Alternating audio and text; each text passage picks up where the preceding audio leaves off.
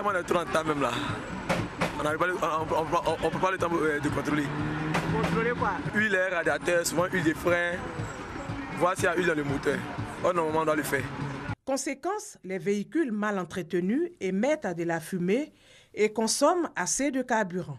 En Côte d'Ivoire, selon la direction autonome du guichet unique automobile, entre 2012 et 2016, plus de 170 000 véhicules ont été importés et 80% de ces automobiles sont de seconde main.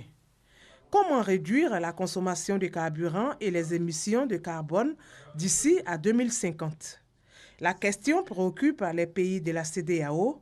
Ils sont donc réunis à Abidjan pour partager les résultats des politiques d'économie de carburant. Nous avons 3 options pour limiter les émissions de CO2 et la consommation de carburant. La première, c'est l'étiquetage, qui consiste à informer toutes les personnes qui vont acheter un véhicule sur la consommation de carburant et les émissions de CO2.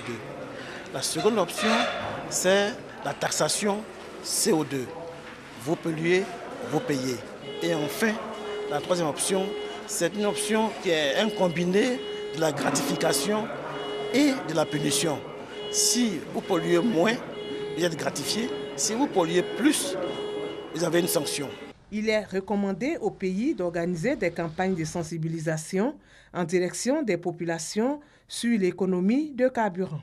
Il est proposé que les gouvernements élaborent et mettent en place un outil d'entrée de données sur les véhicules qui captent tous les paramètres nécessaires à l'analyse de l'initiative mondiale pour l'économie de carburant.